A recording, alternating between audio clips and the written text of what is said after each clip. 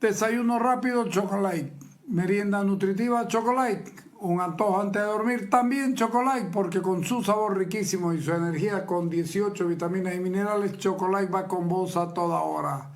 Trata bien y cuida tus electrodomésticos. Te hablo de electrónico y eléctrico. Usa el transformador que corresponde, pero no cualquier transformador, sino uno que tenga garantía, que sepa dónde viene y para qué está hecho. Andate Electrónica Robin fabrica los mejores transformadores del mercado que van desde los 50 hasta 3000 watts de diferentes voltajes para todo tipo de requerimientos. Estamos en calle Tacú número 11, detrás del Colegio Santa Ana, en la zona norte, entrando por Radial 27, pasando el Cuarto Anillo. Teléfono 345-0095, celular 709-00-110. Alejandro Lerner en concierto. Este 4 de julio en Sonilum Arena. Entradas ya disponibles en ticketek.com y en todos los Farmacorp. Alejandro Lerner en concierto. No se olviden, esto de Alejandro Lerner va a ser buenísimo. Es muy bueno. Les voy a contar cómo viene la mano. El gobierno busca convencer al legislativo para que se viabilicen los créditos estancados. El ministro de Planeamiento o de Planificación, Marcelo Montenegro, informó que requieren, ahora ya son 2.600 millones de dólares. Y que hay al menos 2.600 millones de dólares necesita para, aunque ustedes no lo crean, para los próximos 6 meses. Y es demasiado dinero. Hoy día iban a ir a aprobar un crédito, como le cambian los nombres, porque en otro lado no te van a dar plata para ir a botarla en diésel. Un puente y escenarios deportivos. ¿Quién en su sano juicio va a firmar un crédito para un puente, para hacer puentes, 3 puentes y unos escenarios deportivos? ¿Estamos como para eso? ¿Por qué no sinceran? Necesitan 2.800 millones de dólares. Hay 5 créditos que podrían desembolsarse rápido. Mierda, lo tienen todo medido. ¿A cuánto asciende? A 2.600. Echarle por ahí. ¿Pero qué necesitan? Hay distintos requerimientos. Solo el servicio de la deuda externa va a requerir 800 millones de dólares. 800 millones de dólares en el servicio de la deuda. ¿Qué es esto? Los intereses. Lindo nombre, ¿no? El servicio de la deuda. Solamente eso va a requerir 800 millones. El gobierno no tuvo el tino de ir a los organismos internacionales o a los acreedores y decirles, señores, dennos chance que el próximo gobierno se encargue. Nosotros no tenemos. No, hay que pagar urgente. Todo el mundo puede renegociar y además siendo buen pagador. Solo pagamos el servicio de la deuda. No nos olvidemos de eso. Sigamos. La importación de combustible, más de 1.800 millones de dólares. ¿Cuánto? Más de 1.800. Más de 1.800 son 2.800 o son 2.000 o son 1.900. ¿Cuánto? No más de 1.000. No más de 1.800. ¿Cuánto? Eso muestra que no hay un plan, ni un proyecto, ni una nada en el gobierno o que por lo menos conocimiento de lo que está pasando. ¿Cuánto? ¿Por qué no dicen cuánto? Y claro, hay informe insuficiente, informe económico. La reunión del gobierno, el representante naufragó ayer. Lógico. ¿Cuánto? ¿Cuánto necesitas? Bello niño, ¿cuánto necesitas? ¿Cuánto necesitas? Unos 1.800. Mierda, no estamos hablando. ¿Cuánto le va a costar? Unos 100 pesos, ¿no? No. Unos 1.800 sueltos de cuerpo. Más lo que necesitan para la cuestión electoral. Porque aquí ya no están pensando en la cuestión electoral. Le digo, esto es muy grave. Ponerlo al ministro. El gobierno espera. Pero lo importante que hay que señalar es que esta reunión ha sido fructífera en un ambiente de amplia cordialidad, salvo un senador que se ha retirado de la reunión. La mayoría ha expresado su amplia vocación democrática y de buscar una solución en términos de estabilidad económica y también de garantizar las elecciones del próximo 17 de agosto, y creo que ha sido una muy buena respuesta de todos los participantes, y consideramos de que todos han estado a la altura de las circunstancias. Lo que el país requiere son soluciones y no conflictos. Bueno, se han hablado de varios créditos que son de rápida ejecución. Mañana ha sido una fructífera reunión. Hemos tenido, considerando que la ganaron los considerando y la perdieron por tanto. Pero por otro lado, esto de se portaron a la altura de las circunstancias. ¿Cuáles son las circunstancias? Salvarlos a ustedes corruptos, sinvergüenza, que gastan plata en cosas que no sirven. Una fábrica beneficiadora de jugo de zanahoria. Mierda. ¿Qué tal? Y van juntando. La otra a lo mejor de Guapurú, la otra a lo mejor de otro, y la otra. Y son insustanciales eso, al final de cuentas no le soluciona la vida a nadie. Pero el gobierno ha vivido todo el tiempo en eso, que dijo el ministro de Planificación. Creemos que ha sido una reunión muy positiva en la cual hemos tenido un amplio espacio para poder explicar estos avances en la ejecución de los financiamientos externos y de esa manera atender de manera amplia y precisa todo el requerimiento de información de la Asamblea Legislativa. Bueno, nosotros hemos cumplido con lo que se nos ha requerido de proporcionar la información en relación a la ejecución de los financiamientos externos que ya están aprobados. Hemos logrado atender ese requerimiento, estamos avanzando también en poder ver ya el tratamiento dentro de lo que es la Asamblea, que es una labor que ya le toca tanto al presidente de la Cámara de Diputados como al presidente de la Cámara de Senadores, así como a nuestro vicepresidente como presidente nato de la Asamblea Legislativa, pero creemos que ha sido una reunión muy positiva, la cual nos permite seguir avanzando, nos permite dar certidumbre también a la población boliviana en relación a que estamos avanzando para conseguir la aprobación de varios créditos, ¿no? ¿Cuánto quieren? 1.800, no, ¿cuánto? No seas imbécil, decime cuánto necesitas. Pero no es unos 1.800 millones de dólares. Carajo, no estás hablando de 100 bolivianos. ¿Cuánto necesitas? ¿No sabes cuánto? ¿Por qué no sabes cuánto? Es que no sé cuánto va a costar en ese día. Comprar para futuro. Mierda, les digo, este país no tiene solución. Así como estamos, nos vamos a ir a la mierda todingo. Eso es lo único seguro. Pero además, ponerlo, el Grupo de Acción Financiera incluye a Bolivia en la lista gris del blanqueo de capitales. Bolivia enfrenta vigilancia reforzada del GAFI por deficiencia en la lucha contra el blanqueo de capitales y financiación del terrorismo, con énfasis en la implementación de técnicas de investigación adecuadas. O sea, no hemos hecho tarea nunca. Está en la lista gris de países bajo vigilancia forzada. Hay cuentas de eficiencias estratégicas ha ingresado junto a las Islas Vírgenes con el grupo mayor de vigilancia por parte del organismo. Otros países como Croacia, Mali o Tanzania han conseguido salir de la lista. Estamos mal. Donde lo miren, muéstrenme en qué está bien el país. En narcotráfico, en marihuana, habemos sido autosuficientes en marihuana. En narcotráfico también somos autosuficientes y nos da para exportar cocaína. Debe estar orgulloso el masismo en su conjunto. Vamos a ver qué dice Darío Monasterio sobre este tema. Dale. Si lo miramos como región, esto está denotando de que los mercados financieros, los mercados de valores son más atractivos en las economías grandes. Latinoamérica es considerada individualmente como economías pequeñas, incluyendo Brasil y México, ¿no?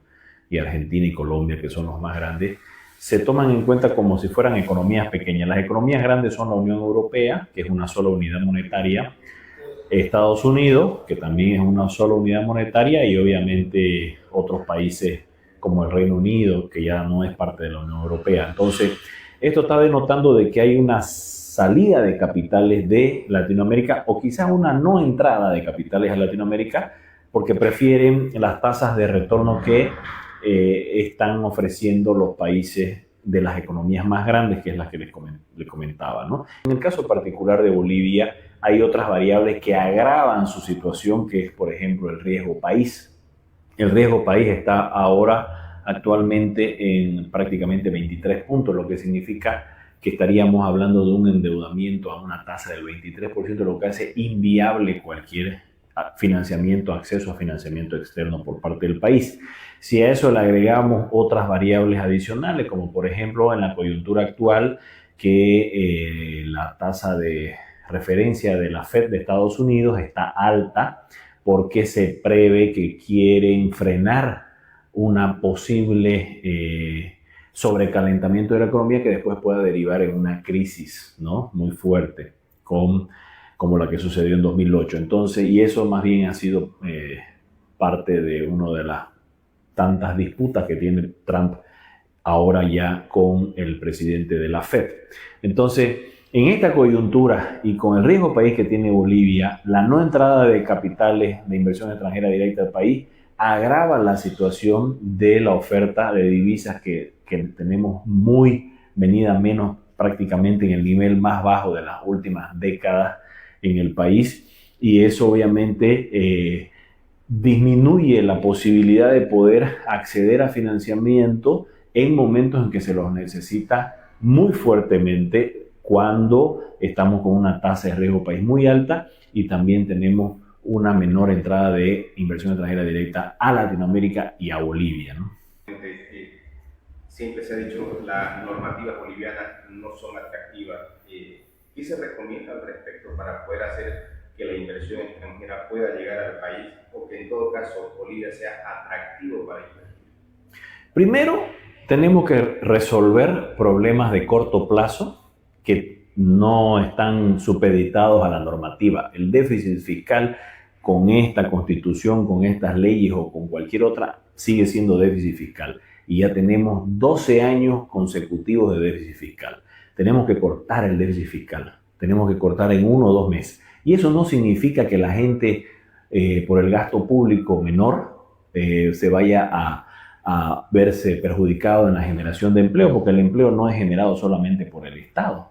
Y además, no solamente las empresas reciben contratación de bienes y servicios solamente del Estado. Lo que necesitamos es cortar con el gasto superfluo, con el gasto supernumerario, con el gasto excedente que tiene el país desde hace muchos años, y generar un clima de negocio que dé señales claras con estos cambios, por ejemplo, en el déficit fiscal, cortar el déficit fiscal, para que la empresa privada, nacional y extranjera, vean que en este país se puede producir y se puede generar producción, inversión y empleo desde el sector privado, tanto nacional y extranjero. Esa es la primera señal. Después, ya en un mediano o largo plazo, veremos cuáles son los cambios legales y por qué no constitucionales para generar un clima de negocio, una facilidad para hacer negocios en el país que nos permita captar toda esa inversión extranjera que está también en el mundo buscando dónde invertir, donde pueda generarse empleo, donde pueda generarse inversión y producción, valor agregado a la producción, como sucede en países muy cercanos acá, Paraguay, Perú, etcétera, ¿no? Entonces, hay unas medidas de muy corto plazo y hay unas medidas de largo, mediano plazo que ya se verán más adelante en temas legales y constitucionales.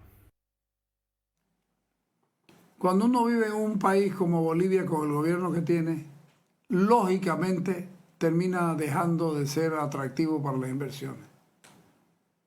Evo Morales decidió nacionalizar los hidrocarburos y se encargó de joderlos enteritos porque los explotó, los sobreexplotó y nunca repuso. ¿Se acuerdan el imbécil ese de apellido Sánchez, que lo único que tenía de bueno en el gabinete era parecerse a Hugo Chávez Frías? Y por eso lo mantenían ahí en el cargo, supongo, porque ese fue el que dijo que vivíamos sobre un mar de gas. ¿Se acuerdan? Bueno, lo que pasa, lo dijo en enero vivimos en un mar de gas. Y en agosto se hizo la burla al país diciendo, lo que pasa es que ustedes no lo visualizan. ¿Y dónde está Sánchez? Por ahí de estar. Y a nadie le importa ya. Y ese tipo fue un fraude para el país.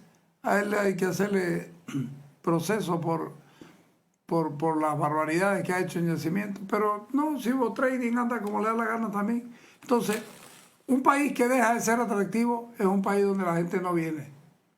Y no viene a poner plata, viene a consumir cocaína en algunos casos. Porque hay un narcogobierno que permite todas esas cosas. Pero si hay tours guiados a la cárcel de San Pedro, ¿qué quieren que hagamos? Y entran los extranjeros y consumen ahí. Hay tours guiados a la cárcel de San Pedro. ¿Qué podemos hacer? ¿Qué clase de país tenemos? ¿País de mierda? Que no puedes decir así. Claro que puedo decirlo. Sostengo que es un país de mierda. ¿Qué vamos a hacer?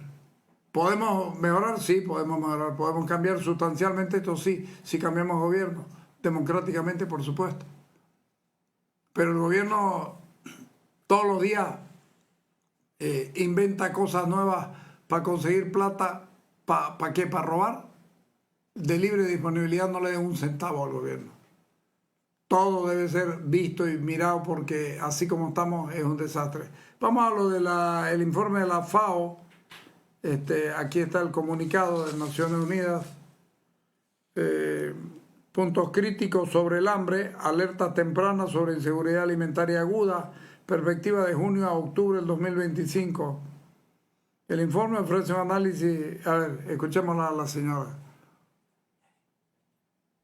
Una delegación del Sistema de Naciones Unidas en Bolivia ha sostenido una conversación con las autoridades del gobierno. Hemos tenido un diálogo sobre la publicación, puntos críticos sobre el hambre, alertas tempranas sobre la inseguridad alimentaria aguda, perspectiva de junio a octubre de 2025, publicado el 16 de junio de 2025.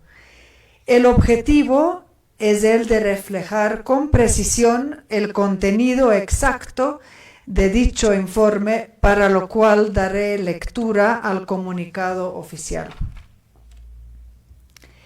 El Sistema de las Naciones Unidas en Bolivia, en referencia al informe Puntos Críticos sobre el hambre, alertas tempranas sobre la inseguridad alimentaria aguda, perspectiva de junio a octubre 2025, Hunger Hotspots, FAO-WFP, Early Warnings on Acute Food Insecurity, June to October 2025, publicado el 16 de junio de 2025, aclara lo siguiente.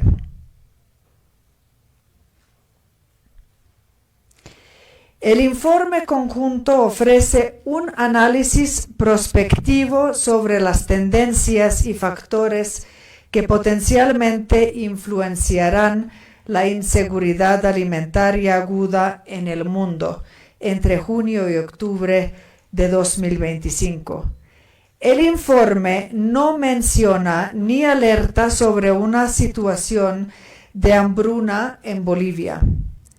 Cabe indicar que hambruna es un término técnico con criterios específicos como la proporción de población con hambre extrema, emaciación infantil y tasas de mortalidad.